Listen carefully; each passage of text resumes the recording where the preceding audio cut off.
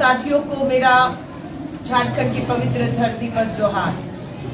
आज मुझे खुशी हो रही है कि एक तरफ मेरी पूर्व महिला कांग्रेस की अध्यक्ष, जिनके साथ 2 साल मेरा ये सफर रहा, गुंजन जी बैठी हुई है और इन्हें हम पूरी उम्मीद कर रहे हैं जल्द ही एक नई जिम्मेदारी इनके कंधों पर हम सौंपने जा रहे हैं, जिसका फैसला आपके सामने आ जाएगा। और मेरे सीधे हाथ में बैठी हुई है रांची की पूर्व मेयर, हमारी सीनियर लीडर, जो आदिवासी समाज से आती है, जिन्हें हमने महिला कांग्रेस झारखंड की जिम्मेदारी सौंपी है। रमा जी, उनको मैं शुभकामनाएं देती हूँ। मेरे साथ साफिया जुबैर जी है, राजस्थान से विधायक रही है, प्रभारी है ऑल इंडिया महिला कांग्रेस से झारखंड की। मेरे साथ हमारी सीनियर नेता जो हैं आभा सिन्हा जी हैं, महिला कांग्रेस में 20 साल पहले हमने एक साथ काम किया। सुंदरी जी हैं। आप पत्रकार साथियों से के माध्यम से मैं झारखंड के लोगों से दिल्ली चलो की अपील करने आई हूँ। 14 दिसंबर भारत की राजधानी दिल्ली के रामलीला मैदान में देश के कोने कोने से कांग्रेस का कार्यकर्ता कहे, सामाजिक कार्यकर्ता कहे, लोग जो संविधान और लोकतंत्र बचाने की लड़ाई लड़ रहे हैं, वो सब 15 दिसंबर दिन रविवार भारत की राजधानी दिल्ली के रामलीला मैदान में दोपहर 1 बजे एकत्रित हो रहे हैं। ये वही समय होगा जब देश का संसद सत्र चल रहा होगा। आज 1 दिसंबर को संसद सत्र शुरू हुआ है, जो 19 दिसंबर तक रहेगा। हम इस सरकार की जवाबदेही संविधान के अधिकार लोकतंत्र के प्रति तय करेंगे। SIR के खिलाफ कांग्रेस का रुख साफ है। चुनाव हम जीते, चुनाव हम हारे, लेकिन हम SIR को संवैधानिक एक वोट के अधिकार पर हमला मानते हैं। हम इसे किसी कीमत पर भी बर्दाश्त नहीं करेंगे, क्योंकि ये एक साजिश है। सोची समझी साजिश के तहत SIR का एक ही मकसद है कि गैर भाजपा वोटर जो है, जिसमें दलित, आदिवासी, अल्पसंख्यक खासतौर से आप देखे जाते हैं, उन्हें निशाना बनाकर उनके एक वोट को काटकर उनके एक वोट के अधिकार को छीनने की साजिश के तौर पर हम SIR को देख रहे हैं। देश के 12 राज्यों में SIR का ऐलान किया है।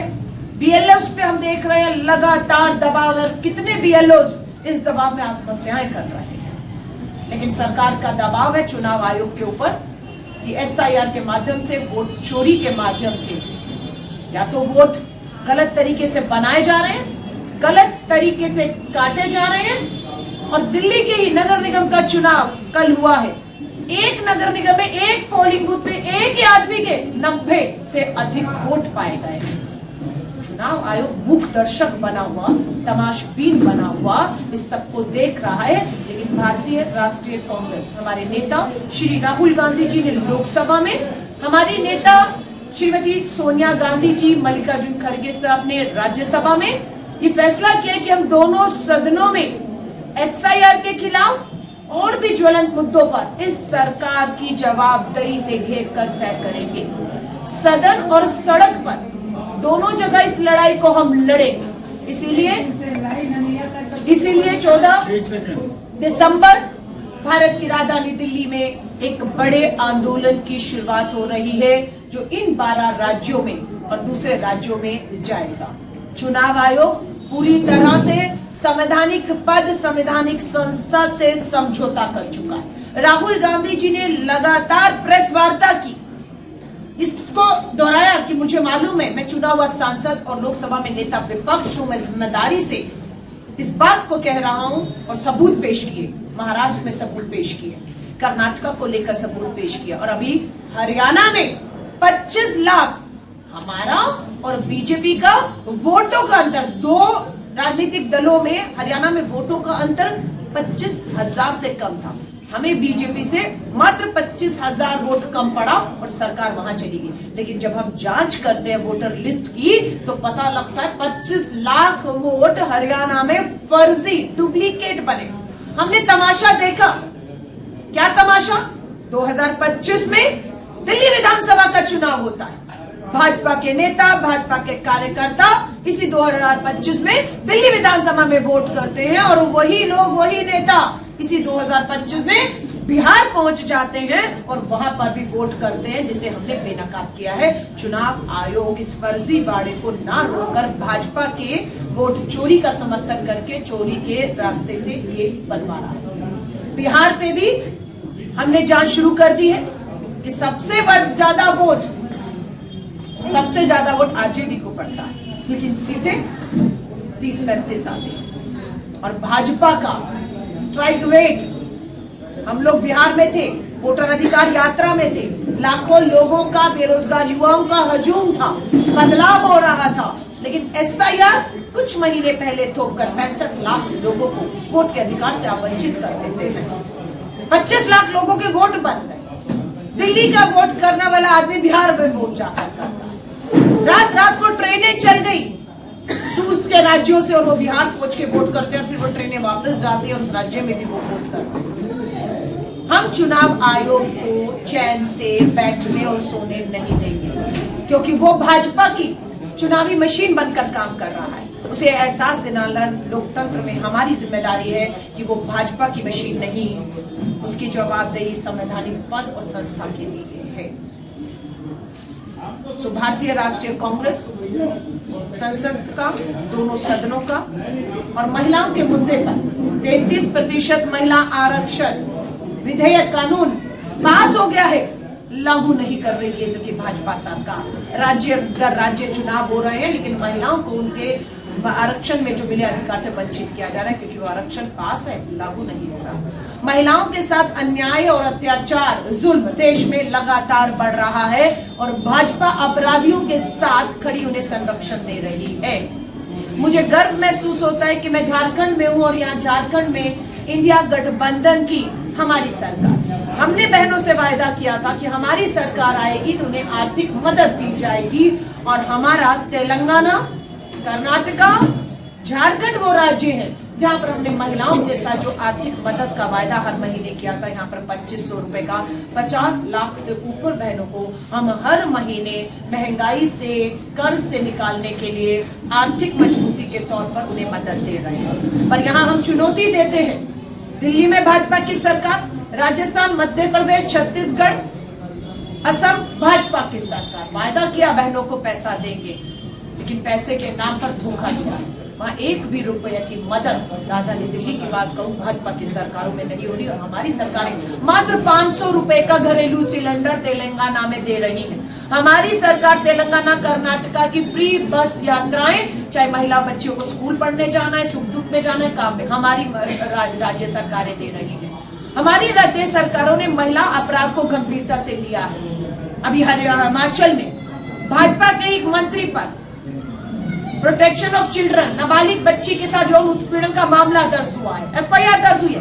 भाजपा उसे बचाने का काम कर रही है और हम भी एडी चोटी का जोर लगा दिया है कि हमारी सरकारों के अधीन अगर कोई भी बड़ा से बड़ा नेता कोई भी अगर अपराध करता है उसे हम बख्शेंगे नहीं। लेकिन एक चीज मैं मुख्यमंत्री हेमंत सोरेन जी से भी कहना चाहती हूँ, हम लोगों ने यहाँ पर मिलकर चुनाव लड़ा, बहुत मजबूती से लड़ा, जनता का विश्वास जीता, जनता के किए गए वायदों को हमने काफी हद तक पूरा करना भी शुरू कर दिया, जिसमें सबसे बड़ी हमारी जो आर्थिक महिलाओं को मदद देने की बात थी, हम उसमें 50 लाख से अधिक महिलाओं को आर्थिक मदद दे रहे हैं। हमारे कुछ वायदे पूरे हुए, पर कुछ वायदे, हमारे मुख्यमंत्री से मेरी निजी बैठक भी हुई थी।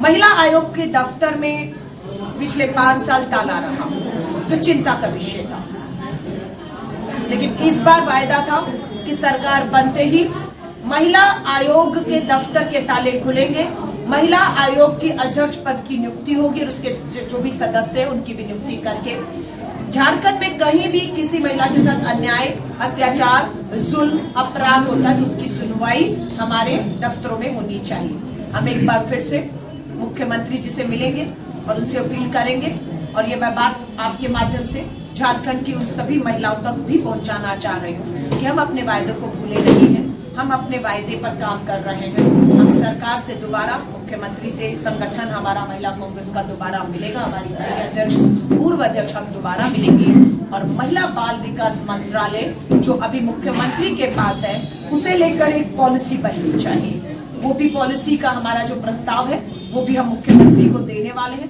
समाज कल्याण विभाग जहाँ पर अधिकतर महिलाओं की पेंशन, विधवाओं की पेंशन, इस तरह के काम होते हैं, उन विभागों में भी हमारी जो सक्रियता को बढ़ाने की बात है। कुछ काम संगठन को करने हैं, कुछ काम सरकार को करने हैं। संगठन और सरकार पूरा एकजुट है। आज भी आपने देखा हमारी महिला अध्यक्ष ने जब शपथ ली और पूर्व अध्यक्ष थी तो वहां पर दो हमारी महिला मंत्री दीपिका पांडे सिंह और हमारी शिल्पी टिर्की जी दोनों उपस्थित थी। इससे समझ आता है कि संगठन और सरकार में तालमेल बहुत बेहतर है और हम इसी मदद से विश्वास दिलाते हैं कि दोनों का समन्वय है, सरकारों का भी, दोनों दलों का भी, संगठनों का भी। और हम विश्वास दिलाते हैं कि जो 5 साल के लिए झारखंड के लोगों ने, खासतौर से महिलाओं ने हम पर विश्वास किया है, हम उनके विश्वास पर खरा उतरेंगे। और फिर वही अपील, वोट चोर गद्दी छोड़ का नारा राजधानी दिल्ली से एक बार फिर बुलंद होगा और संसद के सत्र में बेरोजगारी का मुद्दा हो, वोट चोरी का मुद्दा हो, संवैधानिक हक और अधिकारों की बात हो, महिला सुरक्षा की बात हो और देश की रक्षा। भारत की राजधानी दिल्ली है। भारत की राजधानी दिल्ली के सबसे सुरक्षित लाल किले में आतंकी हमला होता है। एक ब्लास्ट में, आतंकी हमले में राजधानी दिल्ली, जिसे कहा जाता है देश सुरक्षित हाथों में, राजधानी दिल्ली सुरक्षित नहीं है, लाल किला सुरक्षित नहीं है। बम से वहां पर आदमी के चीथड़े उड़ गए, उसके टुकड़े घरों की, दुकानों की छतों पर मिले हैं। और सरकार ने, माफी चाहूंगी, दिल्ली की मीडिया पर दबाव बनाकर उस मामले को पूरी तरह उसी तरह खत्म किया जिस तरह से पुलवामा, पहलगांव और दिल्ली में अब ये खत्म किया। अभी चीन लाल आंख दिखा रहा है। अरुणाचल में हमारे भारतीय नागरिक को, अरुणाचल के नागरिक को चीन ने उसको एंट्री ये कहते हुए मना कर दिया, आपके पास भारतीय पासपोर्ट है, अरुणाचल हमारा हिस्सा है, आपको एंट्री नहीं। ये भारत के पासपोर्ट की चर्चा हो रही है। अमेरिका के दबाव में नरेंद्र मोदी जी पूरी तरह घुटने टेक चुके हैं। उन्हें अपने पूंजीपति मित्र, जिसके लिए लुकआउट नोटिस अमेरिका ने जारी किया, हटाने को बचाने में लगे हुए। सीज फायर के दावे किए गए कि आपका जो ऑपरेशन सिंदूर आपने किया या उससे पहले हमारा जो हमले हुए उसमें ट्रंप छाती ठोक कर बार बार कहता है मैंने सीज फायर कराया, मैंने टैरिफ का डर दिखाकर, व्यापार का, ट्रेड का डर दिखाकर। लेकिन वो दिन है, रात दिन है, प्रधानमंत्री नरेंद्र मोदी जी ट्रंप या शी जिनपिंग की आंख में आंख डालकर सामने खड़े होकर इन दोनों चीजों को नहीं कह पा रहे कि अरुणाचल हो, लद्दाख हो, कश्मीर हो, ये भारत के अभिन्न अंग थे, हैं, रहेंगे, कोई समझौता नहीं होगा। हमारे नक्शे, भारत के नक्शों के साथ खिलवाड़ किया जा रहा है। अमेरिका हम पर दबाव बना रहा है लगातार, लेकिन हम दो, हमारे दो की सरकार पूरी तरह देश को ताक पर रखकर देश के संवैधानिक संस्थाओं को और सारी संपत्तियों को अपने पूंजीपति मित्रों के हाथ में, अभी यहाँ पर भी बात हुई कि यहाँ के भी जल और जमीन और जंगलों को अपने पूंजीपति मित्रों के हाथों में। तो ये लड़ाई श्री राहुल गांधी जी के नेतृत्व में नेता विपक्ष के तौर पर इंडिया गठबंधन, आज सुबह बैठक हुई, सत्र शुरू होने से पहले, पूरी तरह से मजबूत है, एकजुट है और हमें सरकार को जनता के मुद्दों पर, किसान के मुद्दे पर, हर मुद्दे पर मैं कहूँ घेरने का काम करेंगे। मोदी जी और शाह ने चुनाव आयोग गणेश कुमार के साथ बैठकर तय किया।